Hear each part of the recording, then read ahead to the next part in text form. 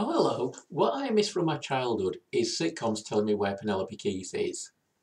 If you don't know, Penelope Keith is a British actress, and she's sort of like, I think, people from abroad think British actresses are like. So she's very posh, and she sort of sounds better than the rest of us. I don't mean that in a bad way, it's just she does sound better than the rest of us. And what used to happen in the 1970s is at the end of every sitcom, as the final credits were rolling, a voiceover would come on and it would say, Penelope Keith is currently appearing in Aladdin and the Hammersmith Odeon. I can only assume that they thought we were scared of Penelope Keith and had a desperate need to know where she was at all times. Where's Penelope Keith? Where's Penelope Keith? Is she under the bed waiting to leap at us and attack us? Now this has nothing at all to do with today's video, apart from today's video is about another person that people are looking for, and that's the lizard. What happens is this. People are messing about in the swamp in Florida when a reptile man shows up, so they do what anyone would do under that circumstance and try to shoot him. Fortunately for him, he's bulletproof. Not so fortunately for everybody else, he wants to kill the entire human race. Needless to say, news of this reaches New York, and J. Jonah Jameson puts a notice in his newspaper demanding Spider-Man goes to Florida and fights the lizard. Well, Peter Parker needs the money, so he arranges to go to Florida and photograph Spider-Man fighting the lizard, and J. Jonah Jameson tags along. As soon as Peter Parker gets to Florida, he turns into Spider-Man and goes into the swamp to look for the lizard. And he finds him instantly, because as we all know, the swamp in Florida is only about 5 foot wide, so it's very easy to find people.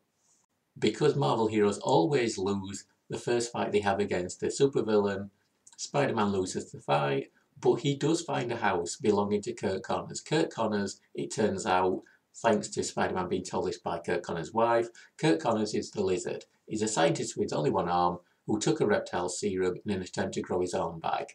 Now he just wants to kill everyone.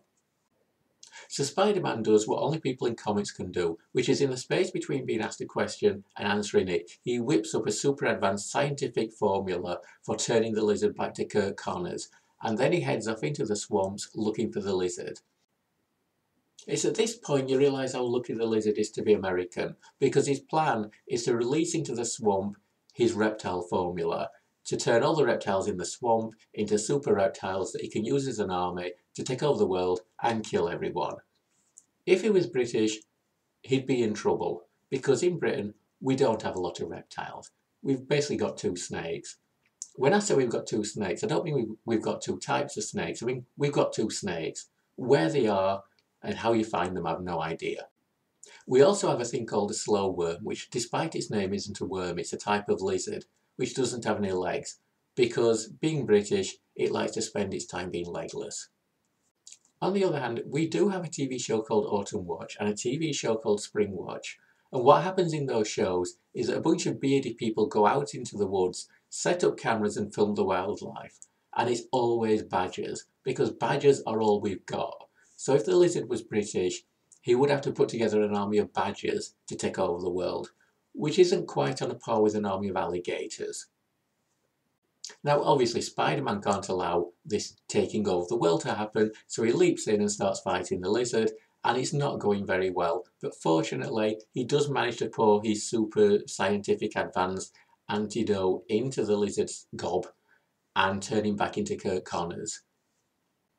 It's at this point that Spider-Man does that thing that people in Marvel Comics do, where he declares that he's not going to take Curt Connors to the police because he's not committed any crimes.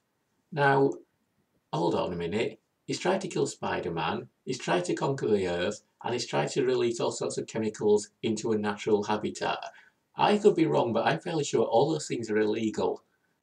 This is when Peter Parker does something really weird, because he goes back to J. Jonah Jameson and he shows him the photos he's taken. And J. Jonah Jameson says, "How did you get these photos?"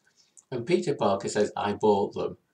Now, this is the one occasion when it would make sense for Peter Parker to take credit for the photos he's taken, because apart from the Connors family, no one has seen Spider-Man in Florida, and they're not going to talk. Spider-Man's not in any of the photos that Peter Parker took of the lizard, so there's nothing to connect Peter Parker to Spider-Man like there usually is with his photos. So it's the one occasion where it would make sense for Peter Parker to admit that he took the photos, And it's the one occasion where he doesn't admit that he took the photos. So as a result of this, J. Jonah Jameson and Peter Parker head back to New York, and Peter Parker's not going to get paid, and he won't get his expenses paid.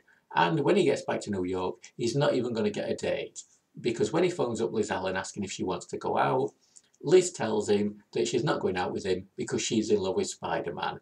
So Peter Parker is now competing with himself for the affections of women, which is a very Peter Parker kind of thing. Now, I have to say, the Lizard has always been probably my favourite Spider-Man villain. The reason being because he's just so unpleasant. Most Spider-Man villains, they want to rob a bank, or they want to take over the New York mobs, or they just want revenge on Spider-Man for defeating them in the past. The Lizard, he just wants to kill everybody, which is a very pure motive, and one I can relate to, because I quite fancy the thought of killing everyone myself. On top of that, there's also the fact that he's stronger than Spider-Man, that because of his scaly hide, Spider-Man's punches can't hurt him, and he's got the tail. Even though I've always been a bit disappointed by the use of the tail, because as a child I was always fascinated by claims that if you pull a lizard's tail off, it just grows another one. And it's always disappointed me that in all the stories I can remember ever reading featuring the lizard, I don't remember anyone ever pulling his tail off. Even though lots of people grabbed him and swung him round and round and round above their heads by his tail still didn't come off. Something that does always strike me as being odd is that Curt Connors only ever seems to turn into the lizard when he's wearing a lab coat. You know, you would think there'd be an occasion where he was wearing Speedos, flippers and a snorkel when he turned into the lizard, meaning the lizard would then have the weirdest costume ever for a supervillain. It's the same with Bruce Banner. Does it never occur to Bruce Banner that he only ever turns into the Hulk when he's wearing purple trousers? Has it never occurred to Bruce Banner that it's not stress or fear or anger or tension that turns him into the Hulk? It's wearing purple trousers. This does raise the issue of underpants. You don't tend to think of the Hulk as wearing underpants, but logically he probably does.